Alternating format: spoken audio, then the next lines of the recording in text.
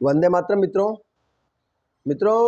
राहुल गांधी एक कॉन्सेप्ट पे काम कर रहे हैं कि एक झूठ को तैयार करो, उस झूठ को बहुत मजबूती के साथ में और पूरे विश्वास के साथ में बोलो।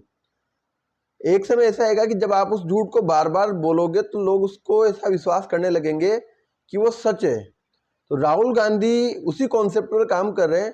उन्होंने एक झूठ तैयार किया कि संविधान खतरे में है, भाजपा संविधान को समाप्त कर देगी, संविधान को बदल देगी।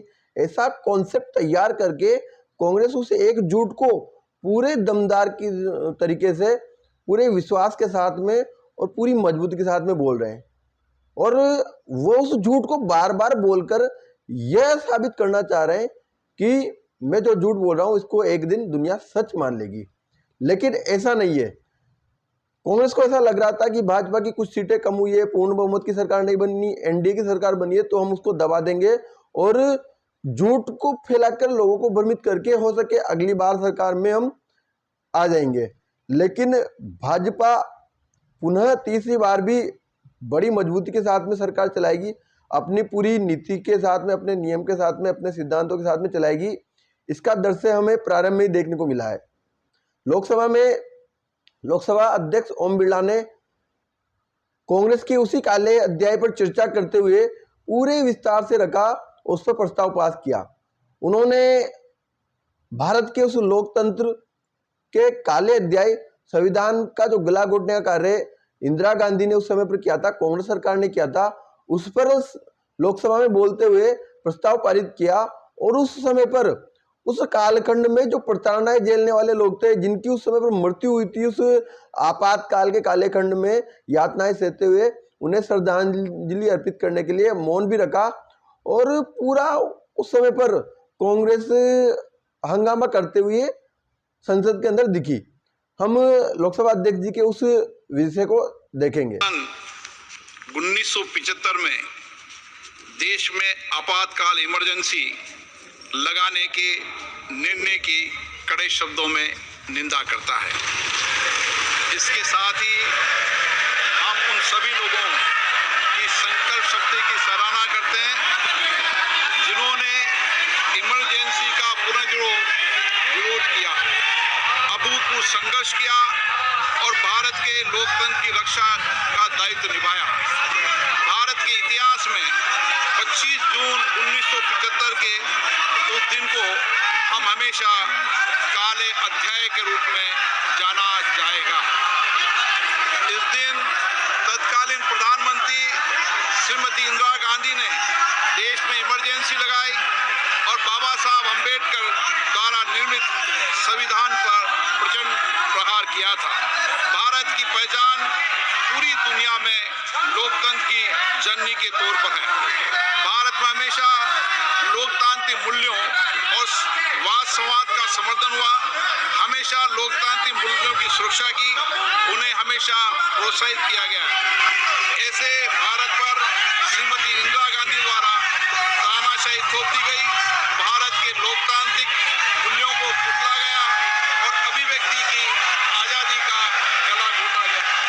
इमरजेंसी के दौरान भारत के नागरिकों के अधिकार नष्ट कर दिए गए, नागरिकों से उनकी आजादी छीन ली गई। ये वह दौर था जब विपक्षी नेताओं को जेल में बंद कर दिया गया, पूरे देश को जेल खाना बना दिया गया। तब की तानाशाही सरकार ने मीडिया पर अनेक पाबंदियां लगा दी गई थी, न्यायपालिका की स्वतंत्रता पर अंकुश लगा दिया गया था। इमरजेंसी का वह समय हमारे देश के इतिहास में अन्याय काल का एक काला खंड था। आपातकाल इमरजेंसी लगाने के बाद उस समय कांग्रेस सरकार ने कई ऐसे निर्णय किए जिन्होंने हमारे संविधान की भावनाओं को कुचलने का काम किया।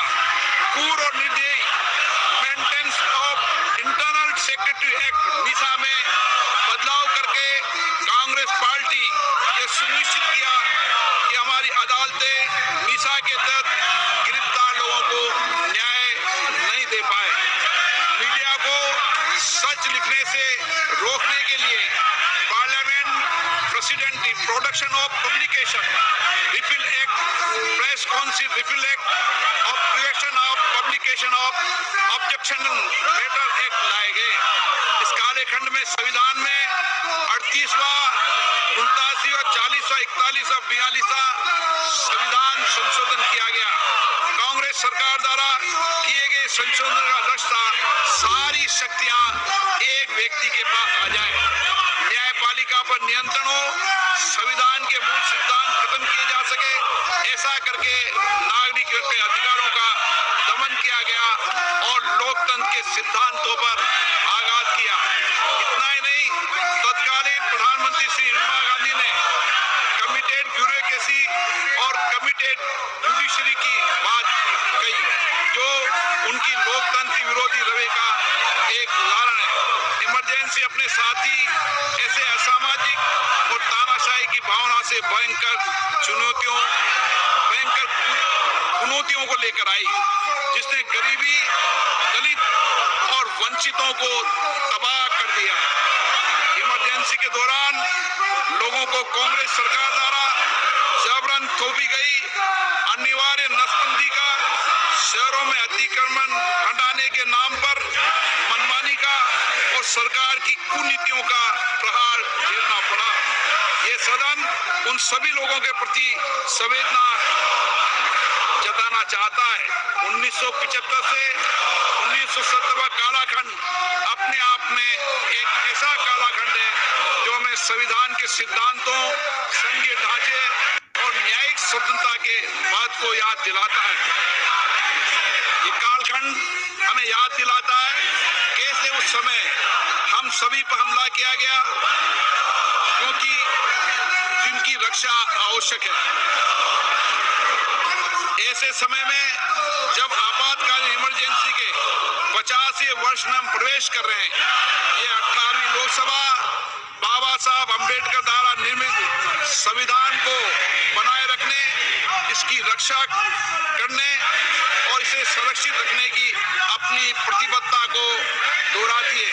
हम भारत में लोकतंत्र के सिद्धांत, देश में कानून का शासन और शक्तियों का विकेंद्रीकरण अक्षुण्ण रखने के लिए प्रतिबद्ध हैं।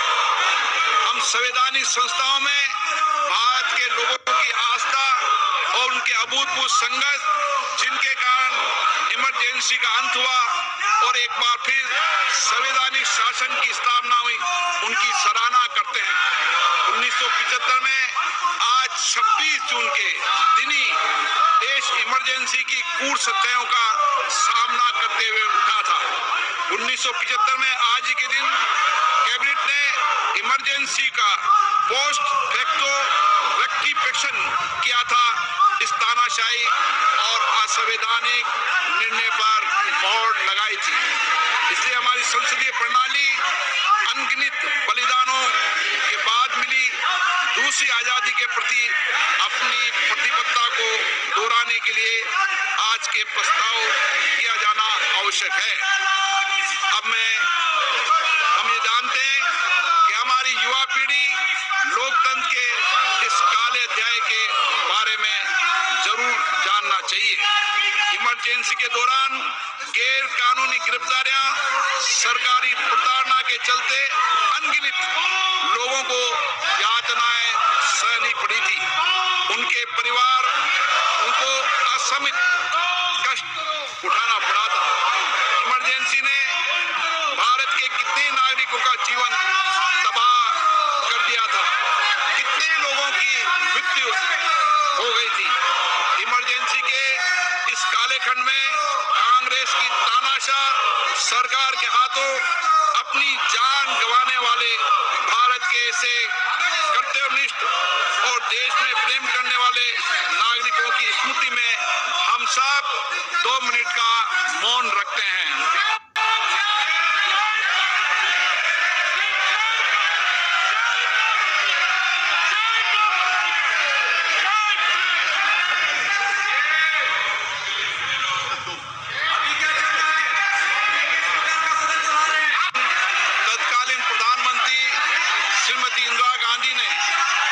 इमरजेंसी लगाई और बाबा साहब अम्बेडकर द्वारा निर्मित संविधान पर प्रचंड प्रहार किया था। तो आपने देखा होगा किस तरीके से लोकसभा अध्यक्ष ओम बिरला जी ने पूरे अपने तीखे तेवर में कड़े शब्दों में आपातकाल की निंदा करते हुए और आपातकाल को लोकतंत्र विरोधी, संविधान विरोधी बताया है।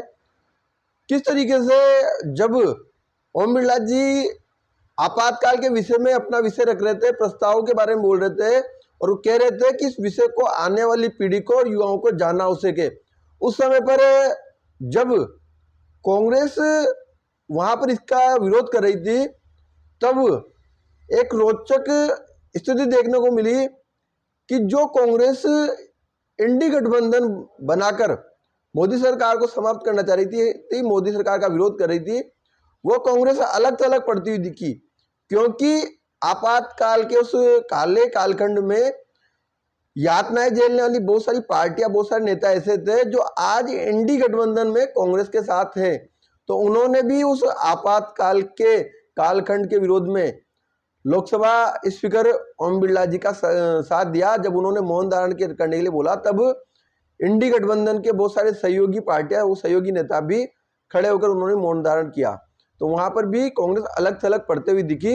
इस विषय को लेकर भाजपा सांसद व नेता संबित पात्रा क्या कह रहे हैं, उनको भी हम सुनेंगे। अब इमरजेंसी के ऊपर ओम बिरला साहब रखते हैं, तुरंत कांग्रेस के जो सदस्य हैं वो सारे खड़े हो जाते हैं, हो अल्लाह शुरू कर देते हैं कि ये अनडेमोक्रेटिक है, ये उचित नहीं है, काहे का इमरजेंसी, कौन सी इमरजेंसी, हाय हाय तौबा तौबा, सब शुरू हो जाती है। वेल के तरफ कांग्रेस के एमपी भागते हैं। मैं पीछे बैठा हुआ था, मैं भी देख रहा था आश्चर्य से कि कांग्रेस के सारे लोग तो भाग रहे हैं, मगर समाजवादी पार्टी के लोग सब बैठे हुए हैं। राहुल गांधी बगल में बैठे हुए हैं और ठीक उनके बगल में अखिलेश यादव बैठे हुए हैं, बीच में टीआर बालू बैठे हुए हैं। राहुल गांधी जी को मैं देख रहा था, राहुल गांधी जी उठे या ना उठे, चिल्लाए या ना चिल्लाए, वो एक बार अखिलेश जी को देखे, एक बार अपने लोगों को देखे। सारे लोग उनके खड़े होकर चिल्ला रहे हैं, वो उनको देखे, फिर अखिलेश जी को देखे, फिर टीआर बालू जी उनके बगल में ही है। दादी माँ ने क्या किया था टीआर बालू जी का, तब राहुल जी को याद आ जाए। फिर पीछे देखे तो टीएमसी वाले नजर आए, समाजवादी पार्टी वाले नजर आए। राहुल जी कभी खड़े होने की कोशिश करे, फिर दबा के अपने आप को बैठ जाएं। ये परिस्थिति इंडी अलायंस की आज जो हुई है पार्लियामेंट के अंदर, ये तभी होती है जब आप अन्यायी होते हैं, अन्याय का साथ देते हैं और बड़ा न्यायवान दिखने का प्रयत्न करते हैं। ये कांग्रेस पार्टी न्यायवान दिखने का प्रयत्न कर रही थी। कैसे? संविधान की प्रति खरीद के लाकर हाथ में पकड़ रही थी और संविधान बचाओ के नारे लगा रही थी। राहुल जी, संविधान की प्रति खरीद के लाके हाथ में पकड़ने से संविधान नहीं बचता है। संविधान के प्रति हृदय में सम्मान होने से संविधान बचता है। बेसिक स्ट्रक्चर है जिसको मौलिक अधिकार कहते हैं, उसके चारों तरफ भारत का संविधान है। For the first time during the emergency, Indira Gandhi ji ने स्पष्ट शब्दों में कहा, there is nothing called as basic structure of constitution, it is invented. We can do away with the basic structure of the constitution. संविधान के बेसिक स्ट्रक्चर को छोड़ा जा सकता है, ये पहली बार इंदिरा गांधी जी ने कहा था और ये 42nd अमेंडमेंट में रिफ्लेक्ट करता था। जो लोग भारत के संविधान को हाथ में पकड़ करके कल शपथ ले रहे थे और संविधान बचाओ के नारे लगा रहे थे, आज वो असमंजस में दिख रहे थे। जब समाजवादी पार्टी के लोग उनका साथ नहीं दे रहे थे, टीएमसी के कार्यकर्ता और सांसद उनका साथ नहीं दे रहे थे, ये परिस्थिति आज सदन के अंदर देखने वाली थी। जब माननीय ओम बिरला जी ने कहा कि जो लोग जेल गए थे और जिन परिवारों की क्षति हुई, जिन लोगों ने दूसरे स्वतंत्रता के युद्ध में भारत को स्वतंत्रता दिलाया, उन सब परिवारों के प्रति हम संवेदनशीलता दिखाएंगे, उनके लिए 2 मिनट के लिए मौन रखते हुए खड़े होंगे और उनके लिए प्रार्थना करेंगे। तो आप देखिए, कांग्रेस के लोग, कांग्रेस के सदस्य जो लगभग वेल तक आ गए थे, वो तभी भी हुड़दंग मचा रहे थे, चिल्ला रहे थे, नारेबाजी कर रहे थे, मगर समाजवादी पार्टी के लोग खड़े थे, टीएमसी के लोग शांति से खड़े थे, डीएमके के लोग खड़े थे।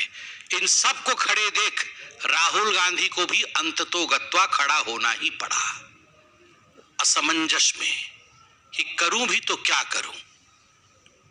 सत्ता की भूख, याद रखिए उस समय भी इंदिरा गांधी के मन में सत्ता की भूख। 1971 में करप्ट इलेक्शन प्रैक्टिसेस के लिए जब इलाहाबाद हाई कोर्ट में केस गया था और इंदिरा गांधी केस हार गई थी, तब अपने सत्ता के भूख के लिए कांग्रेस पार्टी ने देश पर इमरजेंसी आपातकाल लगाया था। और यही सत्ता की भूख राहुल गांधी और गांधी परिवार का आज इंडी अलायंस को डगमगा रहा है। जानते तो राहुल गांधी भी है कि गलती तो दादी ने की है, हमारे परिवार ने किया है, मगर असमंजस, क्योंकि सत्ता किस प्रकार से मिले केवल ख्याल उसी का। लोकसभा स्पीकर ओम बिरला जी के इस आपातकाल वाले निर्णय और विषय पर उत्तर प्रदेश के मुख्यमंत्री योगी आदित्यनाथ जी ने भी अपनी प्रतिक्रिया दी है, उनको भी हम सुनेंगे। ऐतिहासिक दिन है। श्री ओम बिरला जी ने आपातकाल के 50 वर्ष पूर्ण होने पर आपातकाल के विरोध में एक निंदा प्रस्ताव पारित किया है। मैं उनके इस प्रयास के लिए माननीय श्री बिरला जी का हृदय से अभिनंदन करता हूं। तत्कालीन कांग्रेस नेतृत्व की सरकार ने श्रीमती इंदिरा गांधी जी के नेतृत्व में उस संविधान का गला घोंटने का कार्य किया था जिस संविधान की शपथ लेकर के वह देश की प्रधानमंत्री बनी थी। कांग्रेस भले ही चेहरे बदले हों, लेकिन आज उसका चरित्र आज भी वही अधिनायकवादी है, तानाशाही पूर्ण है। देखिए, आज का दिन एक ऐतिहासिक दिन है। दुनिया के सबसे बड़े लोकतंत्र भारत की संसद में नवगठित संसद और नव निर्वाचित लोकसभा के माननीय अध्यक्ष श्री ओम बिरला जी ने आपातकाल के 50 वर्ष पूर्ण होने पर आपातकाल के विरोध में एक निंदा प्रस्ताव पारित किया है। मैं उनके इस प्रयास के लिए माननीय श्री बिरला जी का हृदय से अभिनंदन करता हूं। उन्हें अंतःकरण से धन्यवाद देते हुए सभी नवनिर्वाचित माननीय संसद सदस्यों को अपनी हृदय से बधाई भी देता हूं और इस प्रस्ताव के लिए आभार भी व्यक्त करता हूं। हम सब जानते हैं कि 25 जून 1975 मध्य रात्रि में तत्कालीन कांग्रेस नेतृत्व की सरकार ने श्रीमती इंदिरा गांधी जी के नेतृत्व में उस संविधान का गला घोंटने का कार्य किया था जिस संविधान की शपथ लेकर के वह देश की प्रधानमंत्री बनी थी।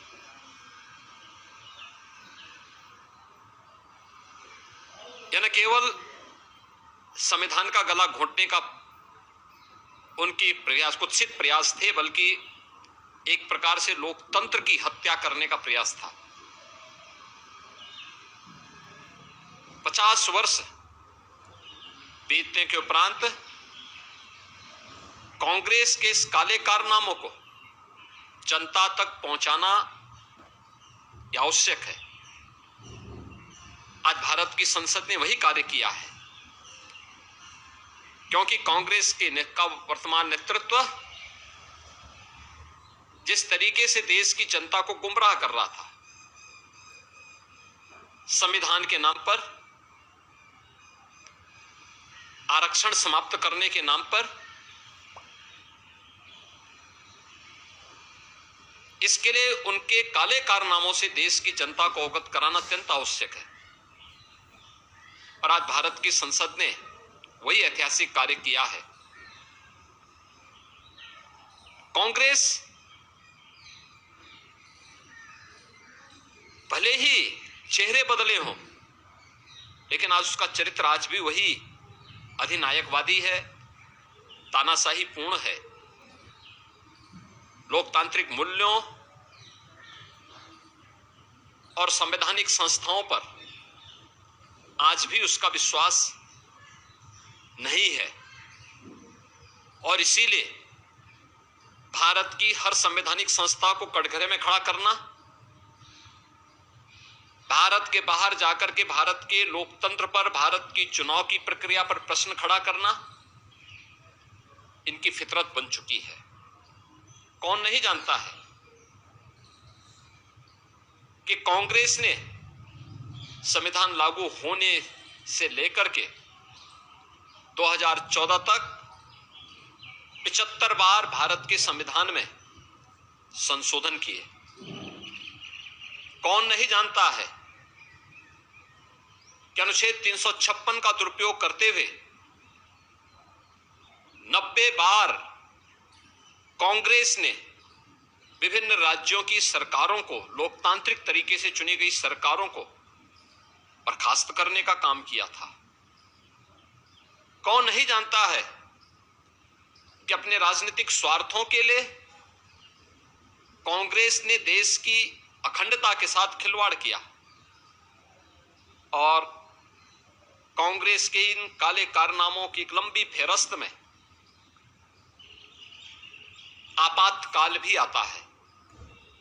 आपातकाल की उस काली घटा को वर्तमान पीढ़ी को अवगत कराने के लिए आज देश की संसद ने एक ऐतिहासिक निर्णय लेकर के यह निंदा प्रस्ताव पारित किया है। ये सचमुच एक अभिनंदनीय प्रयास है, वर्तमान पीढ़ी को बताने का प्रयास है। मैं नवगठित संसद और नवनिर्वाचित लोकसभा के माननीय अध्यक्ष श्री ओम बिरला जी का इस साहसिक कदम के लिए हृदय से अभिनंदन करता हूं। सभी नवनिर्वाचित माननीय संसद सदस्यों को हृदय से बधाई देता हूं और विश्वास व्यक्त करता हूं कि वर्तमान पीढ़ी को हमारी देश की संसद इसी प्रकार से इतिहास के अलग अलग कालखंड में देश के साथ किन लोगों ने किस प्रकार का व्यवहार किया है, इससे अवगत कराने का कार्य अगर भारत की संसद करेगी तो भारत की वर्तमान पीढ़ी न केवल उनकी प्रति कृतज्ञ होगी, बल्कि उनका मार्गदर्शन प्राप्त करते हुए एक नए भारत के निर्माण में अपना योगदान दे पाएगी। ये जो आपातकाल के विषय पर लोकसभा के अंदर लोकसभा स्पीकर ओम बिरला जी ने विषय रखा और प्रस्ताव को पारित किया, ये एक ऐतिहासिक कदम हो चुका है। अभी तक भाजपा और वह लोग जो आपातकाल से प्रताड़ित थे, उस समय पर उनको यातनाएं झेलनी पड़ी थी, वही लोग इस विषय का विरोध करते थे। लेकिन ये पहली बार रिकॉर्डेड लोकसभा में इस पर विषय रखा गया है और प्रस्ताव पारित हो गया, तो ये अब एक लिखित रजिस्टर्ड हो गया लोकसभा की कार्रवाई में, इसको नोट कर लिया गया है। तो ये आने वाली हमेशा पीढ़ियों तक इस विषय में चर्चा होगी और युवा और आने वाली पीढ़ियों को भी इस विषय को पूरा विस्तृत रूप से जानने को मिलेगा।